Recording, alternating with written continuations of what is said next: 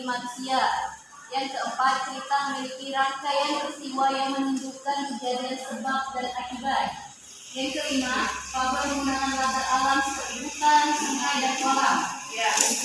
Nah, jadi anak-anak, ciri umum fabel yang pertama itu fabel mengambil tokoh para binatang. Jadi cerita dalam fabel itu menggunakan tokoh para binatang, anak-anak. Yang kedua, watak tokoh para binatang digambarkan ada yang baik dan ada yang buruk, seperti watak manusia. Seperti misalnya digambarkan bahwa watak singa itu buas, ganas.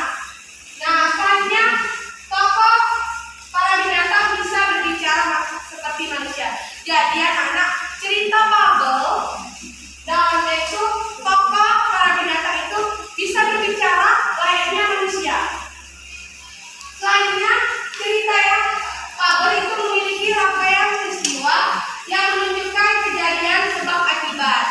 Nah, di sini biasanya cerita fabel itu menunjukkan kejadian peristiwa sebab dan akibat dari awal cerita dan akhir cerita. Selanjutnya fabel menggunakan latar alam, biasanya di hutan, di sungai, di kolam. Nah, sampai di sini ada pertanyaan, anak-anak? Ada, Bu. Nah, kita lanjut. Nah, ciri kebahasaan yang digunakan oleh cerita fabel yang pertama itu menggunakan kalimat naratif atau peristiwa. Kalimat naratif ini contohnya misalnya kata menghampiri ikan. Itu contoh kalimatnya ya. Nah, yang kedua yaitu menggunakan kalimat langsung yang berupa dialog para tokoh. Biasanya itu dialog antar tokoh. Kalimatnya langsung. Yang selanjutnya menggunakan bahasa sehari-hari, bahasa yang tidak formal. Jadi anak-anak, dalam cerita fabel itu menggunakan kata-kata sehari dalam situasi tidak formal. Nah, selanjutnya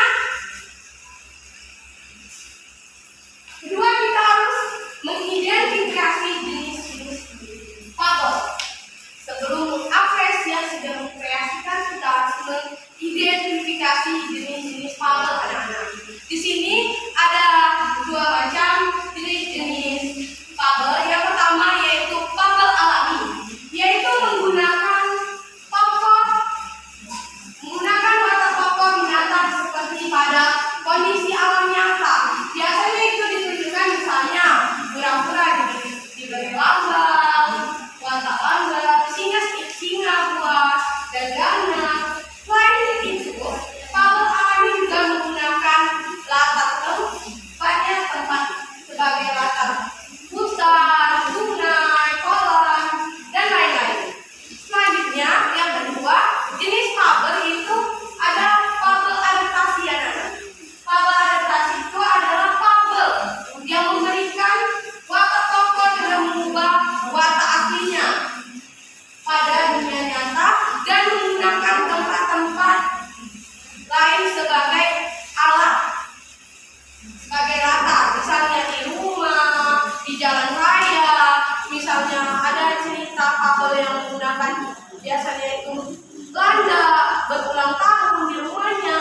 Kan itu contoh fabel adaptasi, anak-anak. Jadi sampai di sini paham, anak-anak? Ada yang ingin ditanyakan? Ada. Ya, kita lanjut ya. Baik, Bu.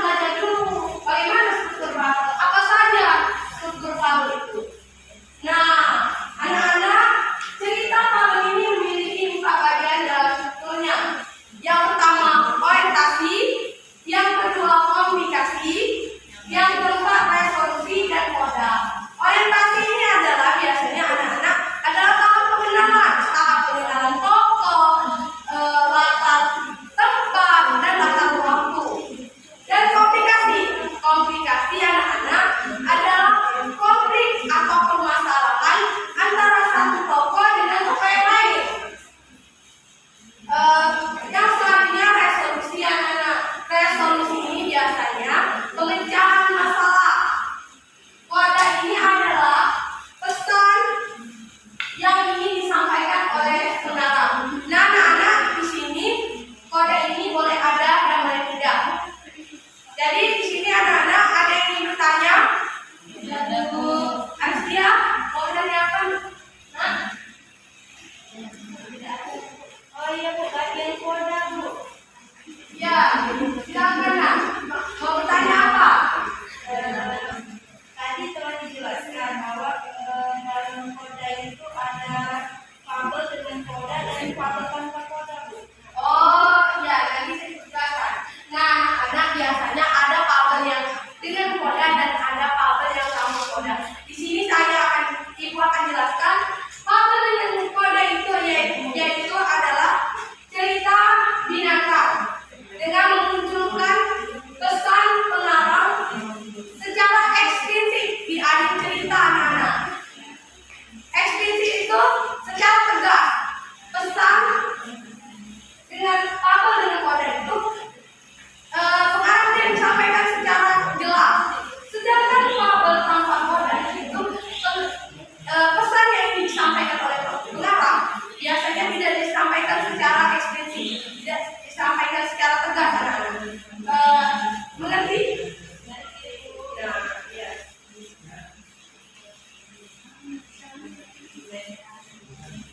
Nah, ini nih anak-anak kasih penjelasan aja. Fabel memiliki tingkatan dan struktur. Yang pertama orientasi. Orientasi adalah bagian awal dari suatu cerita yang memiliki penjelasan tokoh, latar, tempat, dan waktu. Komplikasi. Komplikasi adalah konflik atau permasalahan antara tokoh, antara satu dengan yang lain. Resolusi adalah bagian pemecahan masalah. Kode boleh ada boleh tidak seperti yang telah Ibu sampaikan tadi. Bagian terakhir fabel yang berisi perubahan perilaku yang terjadi pada tokoh dan pelajaran yang dapat dipetik dari cerita tersebut.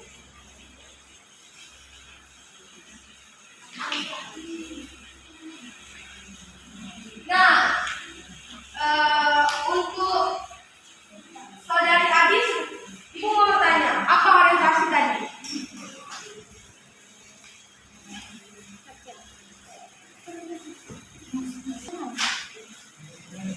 Apa tadi? Bagian pengenalan, orientasi pengenalan dari cerita. Oh iya.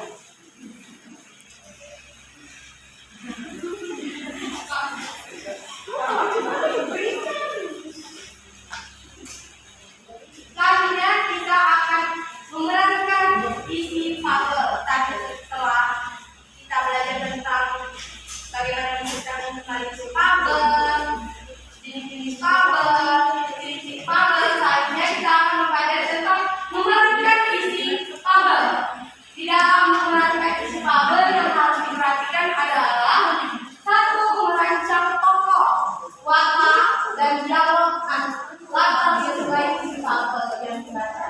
Jadi anak-anak merancang tokoh. Sebelum menerangkan isi fabel, kita harus merancang tokoh, watak, dan dialog antar tokoh sesuai dengan isi fabel yang kita baca dan yang akan kita perankan.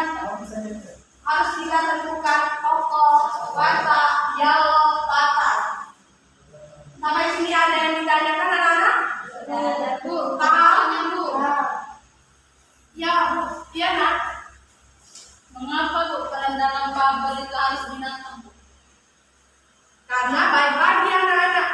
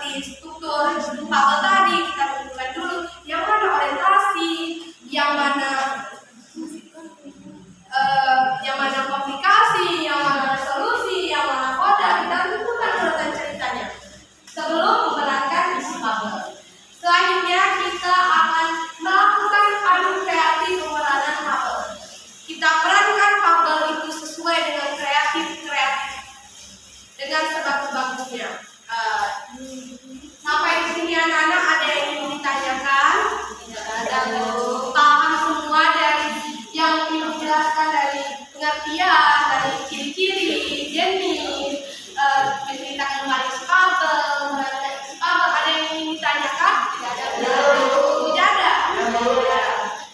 Sudah paham semua ya? Ya, Alhamdulillah. Nah, selesai.